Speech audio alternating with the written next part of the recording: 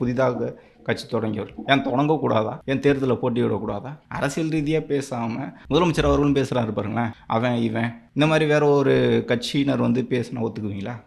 உங்களுடைய மகன் துணை முதலமைச்சரை ஒரு முதல்வர், தமிழ்நாட்டோட முதல்வராக இருக்கக்கூடியவர் ஒருமையில் பேசுகிறாரு.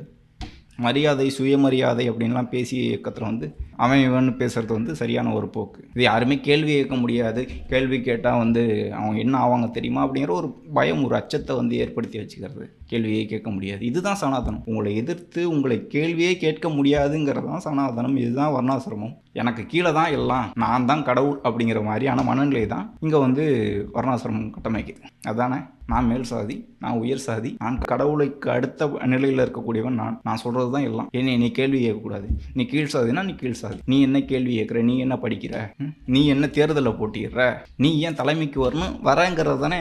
நீ ஏன் தலைமைக்கு வர?